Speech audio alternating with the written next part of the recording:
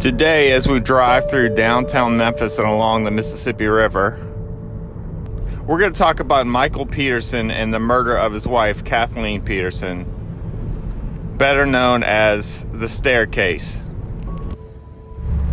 The staircase is a popular true crime case. There's been many documentaries on it. There's actually an HBO Max movie based off of it. In case you don't know, Michael Peterson was a veteran. He fought in Vietnam. He was also a fiction writer. I don't think he was a household fiction writer name, but nonetheless, he had published books. He married Kathleen Peterson. He had a blended family. In December of 2001, Kathleen Peterson was found at the bottom of a staircase in the couple's home. Very bloody scene. She was discovered by Michael Peterson. He called 911, and he would find himself on trial and convicted of her murder a few years later. Now, like most true crime cases, this case has many tentacles. Very controversial trial. For one, there wasn't any real weapon or hard evidence other than circumstantial. The prosecution built up a case that he was admittedly a bisexual. He left some things out on a computer. Kathleen found them. She was upset.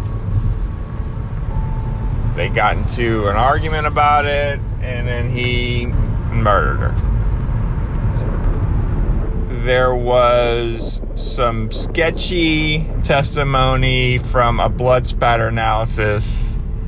Was discovered that person was not credible, and therefore it wasn't overturned. However, he was able to get off on an Alford plea, which, much like the West Memphis 3 case, he would plead guilty, be convicted in the court of law, released, and able to proclaim his innocence.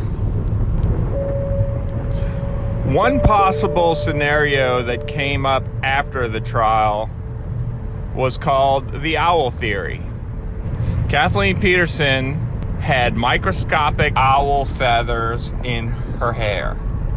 One possible scenario was Kathleen was walking into the house, an owl swooped down, attacked her head, she became disoriented, fell down the flight of stairs, which was on the first floor, bumped her head on the way down, which caused the lacerations and caused the blood.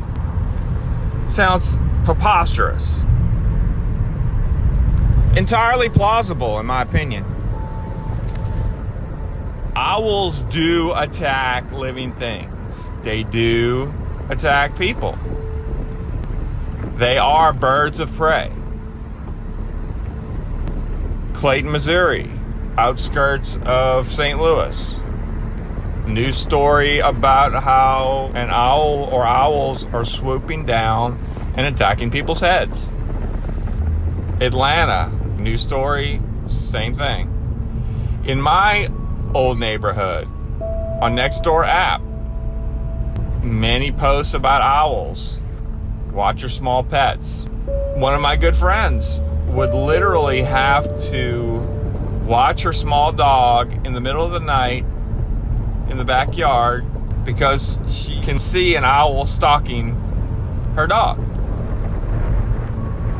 There are animal attacks all over YouTube, from animals that you think would attack to animals that you wouldn't. Why are so many people just blowing this off as a crazy conspiracy theory? One of my favorite YouTube true crime channels is called Unsolved No More with Ken Maines. He's the real deal detective. He often goes through true crime cases, looks at the evidence, looks at the crime scene, deduces probability, looks at the victim, looks at what he calls victimology, and comes up with the most likely scenario. However, as he would say, I have to disagree with him on the owl theory. Why am I in the minority here? Just because it's highly improbable doesn't mean we should just label it as silly. Explain to me the owl feathers in her hair. Ken Mame says it could be a blanket, it could be a pillow. I've looked at that, and from what I could tell, correct me if I'm wrong, but owls are considered native birds, and you cannot use their feathers for manufacturing. You cannot shoot them. You cannot trap them. You cannot do anything with them or their feathers. Let's talk the blood. Yes, there was a lot of blood. Yes, it's improbable that that much blood would come from an accident, from a fall. Or is it? Here's another story. I'm talking to my friend one day. His mother called him, said his father had an accident. He gets there, he goes into the bathroom, and there is blood everywhere. Blood on the walls, on the floor. He said it looked like a crime scene. His dad simply punctured his leg with something and blood was just squirting out. And he patched it up and he's fine. But it made me think about Michael Peterson, Kathleen Peterson, and the staircase. What if he bled out? It doesn't mean there's a murder just because there's blood everywhere. We can't wrap our heads around certain things that are out of the ordinary. We love to rush to judgment. We love to get justice. We love our pound of flesh. Someone must pay. Freak accidents do happen. The improbable does happen. But we have to be careful. Because there's something that's, in my opinion, worse than someone getting off for murder or a crime. And that's putting an innocent person away for life for a crime they didn't commit. And that's what I think it's really about. Let me know what you think in the comments below.